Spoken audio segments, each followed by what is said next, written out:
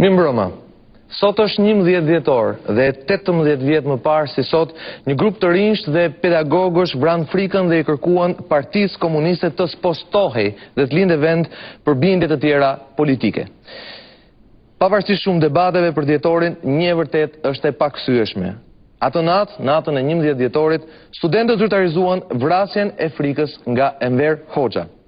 Por vrasja e frikës nga diktatori kishte nisur kohë më parë atij viti me demonstratën e Shkodrës, me atë të Kavajës, me protestën e heshtur në sheshin Skënderbej në Tiranë, me ikjen masive të trive në ambasada, me sfidën që i bën diktaturës, por dhe jetës të rinjt që e dhanë atë mbi telat me gjemba dhe me korrent të klonit. Vrasja e frikës nga Enver Hoxha kishte nisur që nga aktet e guximshme të vendit së Tritolit në statujat e Stalinit në Shkodër dhe në Tiranë. 18 vjet më parë, si sot, pikërisht pra një pedagog komunist, Arben Demeti, ballë për ballë i kërkonte pasuesit direkt të Enver Hoxhës, Ramiz Alis, të hiqeshin statujat e shumta të diktatorit nga sheshet e Shqipërisë. Në vitin 2008 Enver Hoxha fakt mbush 100 vjet nga lindja e tij. Ky dokumentar fryti një pune një vjeçare të emisionit Top Story me kontribute të veçantë nga specialist, nga historian, nga psikolog, nga dëshmitar, me dokumentat pa publikuara dhe veçanërisht dhe fal këmbguljes dhe pasionit profesional të gazetares son Beti Njuma, ishte gati për transmetim në datën 16 tetor dhe 16 tetori ka qelluar pikërisht ditë e njëjtë. Arsyeja pse ne nuk e dham lidhet pikërisht me thelbin e këtij dokumentari, me zbulimin e disa të vërtetave dhe manipulimeve historike për Enver Hoxhën, që siç do të ndiqen në dokumentar, nisin pikërisht nga data e lindjes së tij, që në fakt është e ndryshme nga ajo që është publikuar. Por një tjetër arsye fort ishte padyshim se nuk deshëm që qofte edhe ata pak për krahas të Enver Hoxhës që kanë mbetur, apo të qindra mira të persekutuarve, të cilët ai i vrau, i sygjënosi dhe i degradoi nga pikpamja njerëzore, ne të ngjallin ndjenja pozitive apo negative në përvjetorin e tij. Arsyeja vërtetë e transmetimit sot në 11 dhjetor është gjithsesi një tribut. Është një tribut shqiptarëve që 18 vjet më parë vran frikën. Frikën e krijuar dhe ngritur në sistem pikërisht nga Enver Hoxha. Ndaj sot është dita më e mirë që të ndjekim historinë e treguar ndryshe të një diktatori.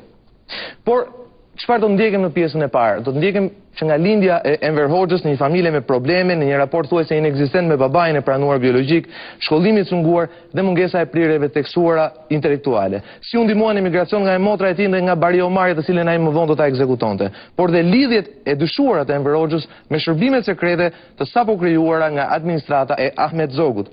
Provat të forta janë bursa e tij shtetërore pa justifikuar, moskthimi i saj pas lënies përgjithshëm të studimeve, punësimi i dyshimt në konsullatën e Brukselit, por dhe fakti se nga shumë bashkos që Enver Hoxha zhduku, brau dhe persekutoi, i vetmi që shpëtoi për mrekulli ishte një nga krerët e shërbimeve sekrete të Ahmet Zogut në atë kohë. Janë vitet kur piqet karakteri i atij që më pas do shndërrohet në sunduesin e Shqipërisë në 50 vitet e ardhshme.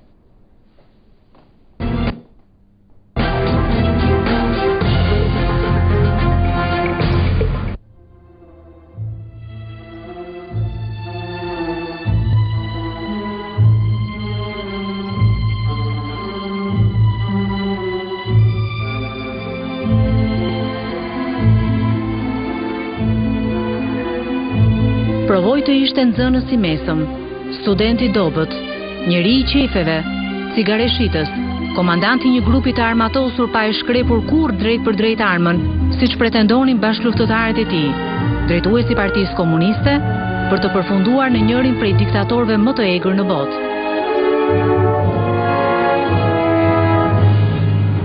Askush nuk provoi ai shumë poste sa ai.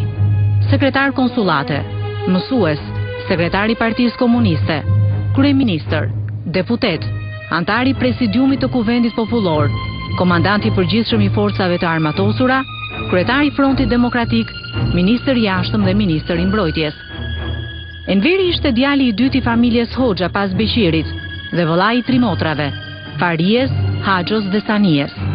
Ai u rit në këtë shtëpi të ndërtuar pas djegjes së toparës në vitin 1913 në Sokakun e të Marrëve.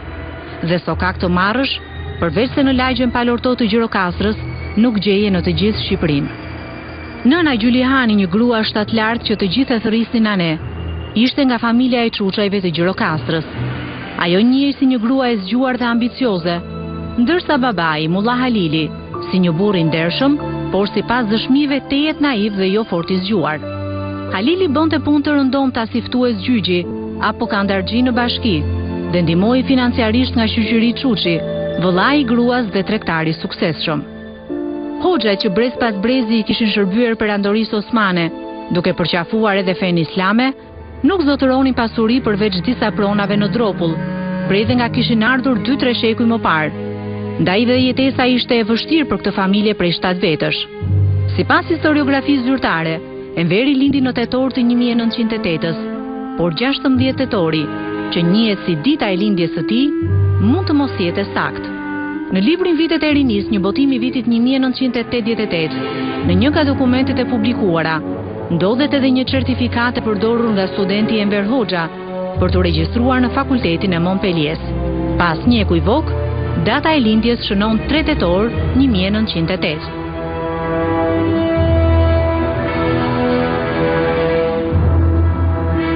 Nga autobiografitë e Hoxhës nuk mund të thuhet se i Ati pati ndikim në jetën e tij. Pleqtë e Gjirokastrës tregonin se karakterin Enveri e trashëgoi nga Mulla Beqir Hoxha, vëllai i gjyshit, një njeri mizor dhe shumë i pasur, i cili edhe të shoqen e mbyti me duart e tij. Për familjen Hoxha dhe Çuçi dihet pak. Babai i tij Halil Hoxha përmendet fare pak në kujtime, pasi më shumë zihet në gojë emri i Xhaxhait, të cilin e thërriste Baba Çeni. Mulla Hyseni kishte vetëm 2 vajza. Djali i munguar për të ishte Enveri. Kjo shpjegon edhe faktin pse në vegjëli, në mungesë të babait të vërtet që emigroi në Amerikë, ai e mësoi të nipin ta thërriste baba dhe babain e vërtet Xhaxha.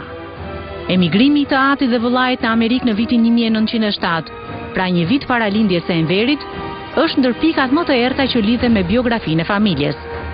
Baba Çeni e merrte të nipi në përteqjet e qytetit, ku dhe përpiqej të mësonte gjuhën turke. Në librin Vitet e vegjëlisë të Atit, Enveri nuk i kushton veç se pak reshta, ndërsa shpjegon dashurinë e madhe për Xhaxhain. Zaten ai na rriti dhe na edukoi sa ishim të vegjël, sepse babai me vëllan shkuan në Amerikë që të punonin. Dhe unë mbeta në shtëpi djali vetëm në mes të çupave. Kam dëgjuar nga gjyshja që kur vinte Gjulua është nëne e Enverit, në Dunavat, binte dhe Enverin, ajo ishte një grua me gjoks petashuk, s'kishte t'i jipte, dhe unë i jipja Xhevatit të pite, i jipja dhe Enverit. Edhe bënte aluzion si ka mundësi të na bëj gjithë të gjëra, që na bëri. Unë në familje kam baban të pushkatuar, vëllan tim të pushkatuar, Xhaxhan Surjanin të pushkatuar, 3 kushurin të parë të babait, po edhe të Enverit, Abaz Omarin, Pertet Karagjozin, edhe i treti Bariu. Enveri ishte i lidhur edhe me të ëmën, ndërsa babai bëri një të mbyllur edhe kur i biri erdhi në krye të Shqipërisë. Sipas Agim Mustës, shpreha më domethënëse që tregon marrëdhëniet e hershme atë bir, vjen gojazi që prej vitit 1921, kur pas vdekjes së djalit të madh nga tuberkulozi, Halili u thoshte të afërmve që e ngushëllonin: "Më vdiqi miri, më mbeti rezili." Po sipas Mustës, profetike ngjan një tjetër shprehje e të Atit për të birin. Shpesh miqve, Halili u thoshte se Enveri kush e njeh çoçu duket, por kush e ka, çirret e nduket. Mirë ky milet sa do të vuaj nga bir vua im. Bazat e arsimit djali i vogël Enveri i mori në shkollën fillore Drita në lagjen e tij Palorto, ku ra në sy si një fëmijë i shkathët, por që i merrej goja. Baba Çeni, i cili në atë kohë ishte kryetar bashkie i Gjirokastrës, shqetësoi për të ardhmen e nipit. Në pamundësi për ta nisur në ndonjë medrese në Turqi, shkollën e mesme për 3 vite e dërgoi ta ndiqte në Liceun Francez të Gjirokastrës.